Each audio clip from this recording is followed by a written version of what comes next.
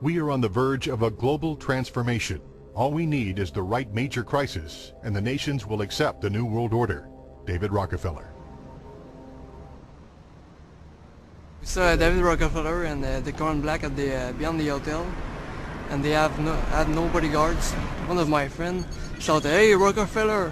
and he turned back and he was afraid. My name's Rene. I'm from Manitoba. Drove about 26 hours to get here, just to show that I'm against the Bilderbergers, just to fight for my freedoms, fight for my rights, make sure that my children can grow up in a free country. My name is Daniel Estrela, and I've been doing this for the last 15 years. I'm from Canada. I'm very proud of my country because, as you can see, there are a lot of people covering the Bilderberg conference. Last year, it took me 14 and a half hours to get to Munich. I was pulled off the plane in Milan. I was pulled off the plane in Munich. They interrogated me 4 hours in both places. I was able to call a friend, a journalist in Rome, as a result of his presence and others. Calling the Foreign Ministry Department in Italy, they backed off and they let me go. They basically told me that they'll keeping an eye on me 24 hours of the day. The little hotel where we were staying at, Jim and I, out of the 20 rooms, 6 were occupied, 3 by the CIA and 3 by the German Secret Service. That's how serious these people are, and that's how afraid they are of actually what we may be able to reveal and what we actually do reveal publicly about the Bilderberger intents. Daniel Estrela has covered the Bilderberg meetings in Europe and North America for more than 15 years. His book, Club Bilderberg, has been translated into more than 20 languages and is a global bestseller. Estrela has photographed many past Bilderberg meetings. Rockefeller frontman Henry Kissinger is always a key participant. Here you see the president of the CFR, Richard N. Haas, followed by Vice Chairman of Rothschild Europe, Franco Barnaby, who is speaking with Henry Kravitz. And behind them is Richard Holbrooke, former U.S. Ambassador to the United Nations. The head of Daimler Chrysler, Jürgen Erich Schrimp, arrives by helicopter. Here, the owner of the Washington Post, Donald Graham, escorts Indra Nooyi, the head of PepsiCo. Queen Beatrix of the Netherlands, whose father, Prince Bernhard, founded Bilderberg, is a leading figure in the group. Of course, globalist kingpin David Rockefeller, seen here with his bodyguard, James Ford, always attends. The then newly appointed World Bank chief, Paul Wolfowitz, is photographed at Bilderberg 2005. It has been reported that Wolfowitz had attended previous meetings, while still the Deputy Secretary of Defense, a violation of the Logan Act. Under the Logan Act, it is a felony offense for any member of the federal or state government to meet with members of a foreign government without the express authority and authorization of the President or Congress. Put simply, it is illegal for members of the government to meet secretly behind closed doors with foreign power brokers due to the problems of corruption and espionage that it breeds. For this reason, many prominent politicians attend, but their names do not appear on the official list.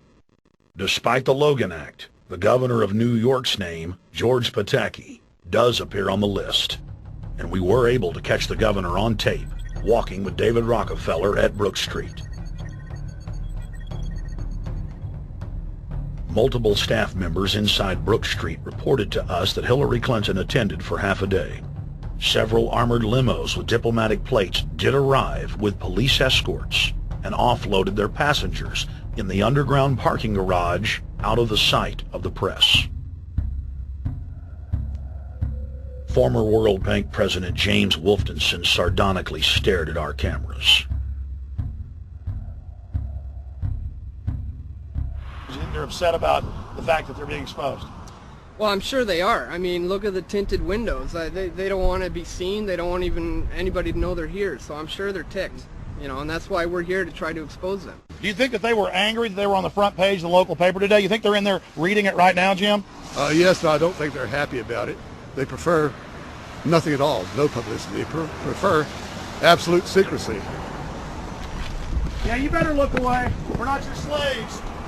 You don't own me.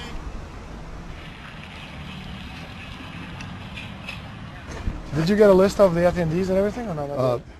No, I've asked for one under a slight variation of my name, and I don't know if I'll get it or not.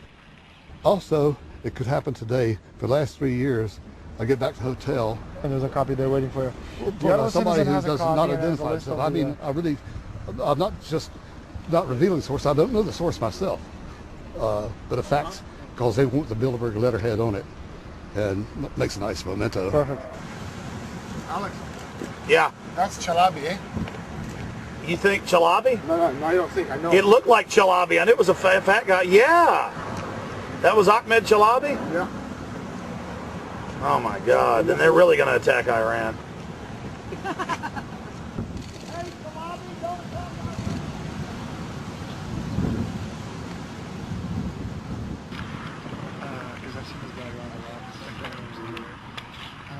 This guy is too, but president. Yes, Adrian Woolrich. Over the last couple of years, they've been reeling with the amount of leakage that they've been experiencing, so it's getting harder and harder. But again, it will never get too hard for us because of the sources that we have inside are top-notch sources. People who are actually working for them, the Secret Service, the second layer, people in the Bilderbergers, the clerks, the administrative office, they're there. They are our eyes and ears, and every time there's something out, we always get the information. That's Francisco Pinto Balsamao. I think that's the Queen. It's the Queen. Oh my God, you can't kiss her earrings. You see her? Yes. Oh my God. The Queen of Holland.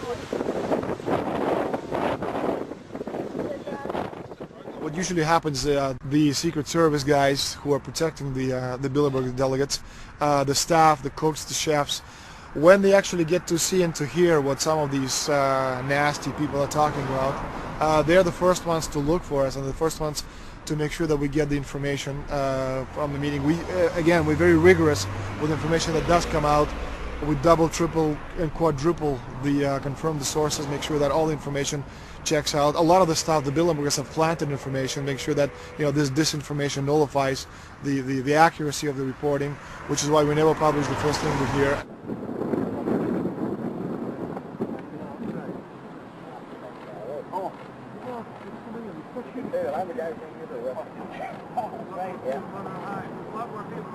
That looks like Rockefeller.